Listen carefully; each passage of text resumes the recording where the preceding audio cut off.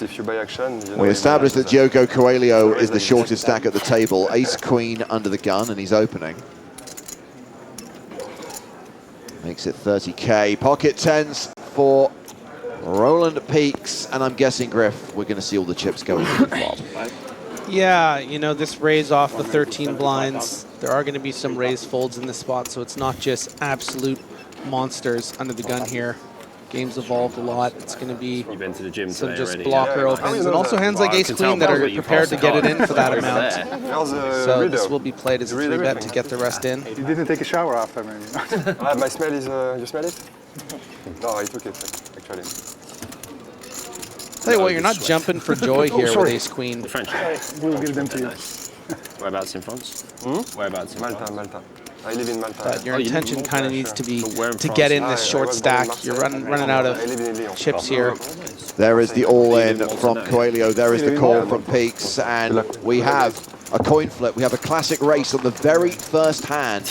Early. Flip it and rip it. Like my relationship with Bobby James versus my relationship with Hartigan James.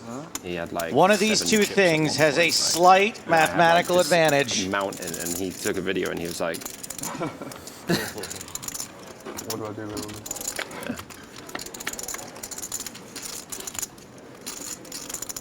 King, Jack 4. Coelho with the gut shot, but we know 2 10s are not live. Aces, queens, and 10s working for him, though. Yeah, and a diamond would make things interesting as well. No diamond, but a 10. PokerStars turn card. GG. I don't think we're allowed to say that. Straight That's accurate. for Coelho, the set for Peaks. Needs the board to pair, which it does. That was for sure. What a twisty turn he brought out. Always like this, GG. Yeah, but look, they should have That will see Diogo Coelho eliminated in 45th place. First bust out of the day. He cashes for $18,240. He's won the high roller. I think he's won the Payout feature. Yeah, he crippled me in the high roller as well.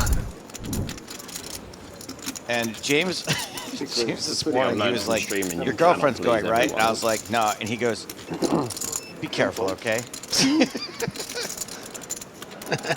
I meant personal safety. I wasn't saying that you would misbehave. Oh, no, you would have been right. Yeah, no. That gone with it. That went without saying. Yeah. So there's a lot of really reasonably priced events at the BSOP as well, which I'm like pretty looking for. I think like there's like a PKO high roller. It's like $1,200. Nice. Yeah. So right in your Q zone. Right in my zone. James going to be happy to continue against this quarter pot bet with the 7. Should make for an interesting podcast. I think we're going to do a show where I'll be in Nottingham at the UK IPT, you'll be in Sao Paulo at the BSOP. We'll both be on location playing poker on different sides of the world. You'll be in the Sao Paulo of England. Dude, there's a Nando's opposite the venue. I'm happy. I'm happy. Portuguese chicken, either way you look at it. So Jackson with the 5 in hand. This bet here is really going to work against the particular holding of James. Not always the easiest bluff here with, say, pocket 5s or something, trying to fold out, you know, some middling hearts. Wow. That is a very ambitious turn call. Very, I think, player dependent. Sounds like these two have significant history. There is still a chance that Jackson is just betting ace-5 here and charging those flush draw, you know, wanting to get value from like a queen 10 of hearts or something like that, or a 7x of hearts, and then be content with checking back river. The fact Jackson is thinking about it tells me that it is more likely he has a bluff, because I don't think ace-5 would be considering this. You know, let's not count out 3-5 of clubs. I understand you raised an early position, but it's not completely impossible with the momentum Jackson's been getting. But more than likely, it's something like pocket 5, something like king 5 of clubs, 5-6 of clubs. Pretty remarkable and really out of line for James to continue on this turn, even though we know he might be right. No, I mean, like, respect to him for having the audacity to continue on the turn here. It's just, even if you recognize your opponent could be bluffing on the turn, which is certainly possible, King 10, King Jack, 9-10 of hearts, pocket 5s, whatever it is, you have such a range disadvantage, and he's such a capable player that you're going to get this third barrel so often from the value and from the bluffs that it's just like you're just going to find yourself here and wanting to make a TV river call. Yeah, and if there is significant history, it's entirely possible that Jackson knows that James is likely to call down light here. He seems like he really wants to. He got him. He does. It can't be ace-5. It's just... Can't it? No, he says good call. It was two pocket fives. 5s. Wow, dude. Huge call by Bobby James. Did you see the reaction? I mean, that is a completely ridiculous call. Good for Bobby James. He's just moved over the 3 million mark. He's just moved over the 200 big blind I mark. actually put you on King X.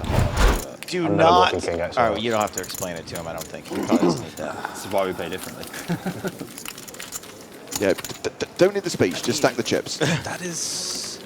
Do not try to such bluff Bobby James. a ridiculous hand. Aleo Designs writes in to ask, guys, do you know if Adrian Mateos is still in the tournament? We do know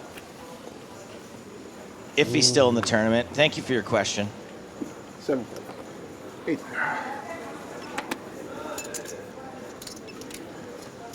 I can't afford a loo break now. What's that? Cannot miss one hand. I the bathroom. Now our chip leader Yeah, you can could go have played to the that bathroom. 6-7, I missed think, as the every chip hand. leader, but folds, that's fine too. 17 minutes. You got to make it. Lou break. Otherwise, I miss the one I need. Can't miss what you don't see. That's true. 5. Gotcha. 4 aces, 40,000.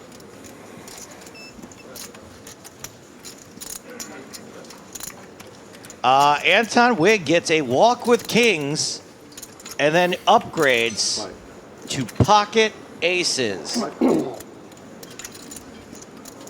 You don't have to touch that. You don't worry about that. I can handle that. You're okay.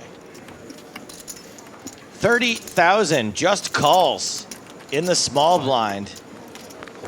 And Jackson already, I think, feels a little sus, but has the perfect hand to come along for the ride in the big blind. Now you'll notice the flat here, Joe, is probably as a result of the fact that Dre raised off a very short stack in the first place. Wowee. Top set for Anton. Second pair for Dre. Gut shot for Jackson. Second pair drawing virtually dead. Yeah, this is a rough spot for Dre.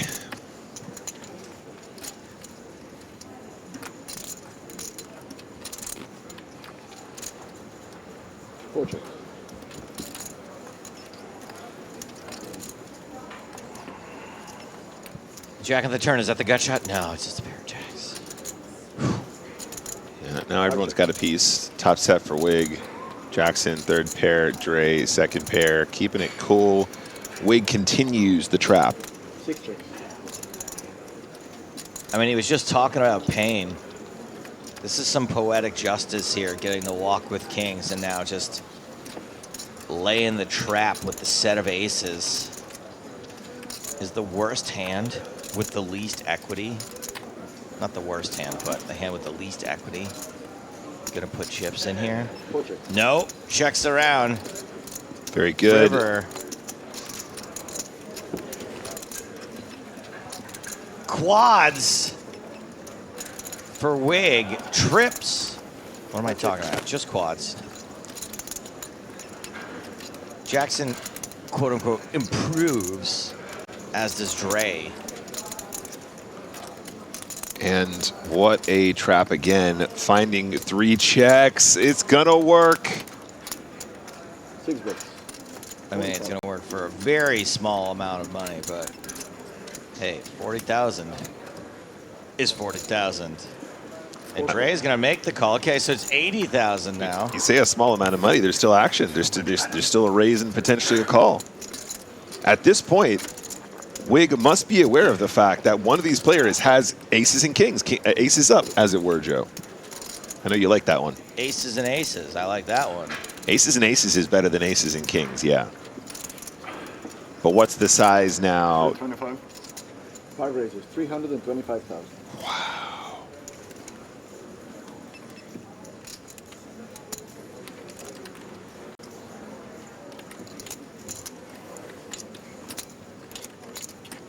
This is so weird, Joe. Honestly, Dre's like, this guy just calls pre, checks 3 streets, now he's raising the river, like, for real? This line doesn't make any sense. It's like he has quads, but nobody ever has quads here. Quads or nothing. It's quads or nothing. Goal. Oh man, oh man. Aces, yeah. So It's either aces or nothing, innit? We got it, Joe. The Yeah. read's on point. aces or nothing in it. Nice hand. Go ahead, I reckon. All these aces are Whoa. nothing. No one's bluffing. Wow. 325 was Sick. Spicy. I was like, it's just always aces pre-flop. River ace, like, nah, can't be, can it? Couldn't intend that. I mean, he's not wrong. teşekkürler.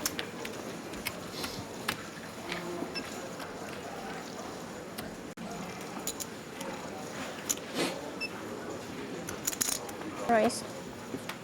One raises 80,000. Chen opening under the gun with pocket nines. 3 passes. Folded to Hassan Kashani. King 4. Passes. Sinos with queens.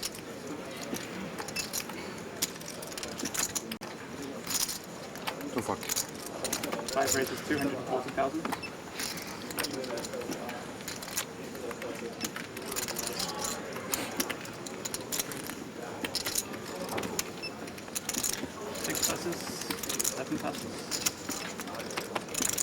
There's going to be quite a bit of respect given to this 3-bet, considering Sinos 3-bet and under the gun open. But, you know, 37 big blinds. You wonder if she's going to think about maybe calling here and seeing a flop. 12,000 just on the average. Certainly the deeper you are, of course, the more profitable it is to try to set mine. Here, of course, it can get kind of awkward on certain flops. You know, you're not really able to continue on a lot of flops, and you're just going to have to check folds. And then it's also dangerous to have a low flop in this particular situation when you're up against another overpair. Hello, nurse. Or you can just flop top set. This and have counts. Not a care in the world. This counts as domination rotation. And Chen now near enough a 9-1 favorite. Checks the action to Sinos. Can you imagine we'll continue with an overpair, and yep, loading up. But this is just all poker butterfly effect. You know, if she didn't get away with that bluff on the river against Sinos, she would not, or if she didn't go for it, basically, she would not have flopped this set. I am a firm believer in this. Wait, what? I agreed too early with that statement, I think. I'm just saying that aggression is rewarded, and going for it is rewarded. Wait, flopping this set is because of her aggression and not getting paid on the set? What? Are you saying that she flopped the set because she's aggressive on the last hand, or she's going to get paid on the set because she was aggressive on the last hand? One check. I mean, both. I mean, she's going to get paid because Sinos has queens, because Sinos has an overpair. But I'm saying that because she got away with a well-timed bluff earlier, the poker gods are giving her this set as another board. Are you into like crystals or something now? Yeah, I'm holding one right now. Oh, it's my back. It's, you know, it's my paperweight. 5 checks.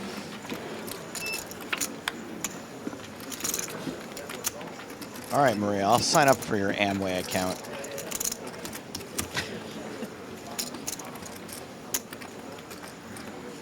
I wonder if they're going to have their annual dinner at Resorts World at the same time as the NAPT again. So good. Justin Hammer had that great joke where he's like, I'm surprised they didn't do it at Luxor. 150,000. Wow, look at this small bet. I mean, I kind of love it. Might Sinnohs go for a value raise here against this sizing? Just thinking that she's weak. Okay, like Chen has some serious chops. The fact that she's even able to find such a small bet here on the river in the hopes that, you know, I think she's just up against the wrong opponent. I think if she's up against, you know, a lot of the best of the best, they would have gone for a value raise with queens here. Wow.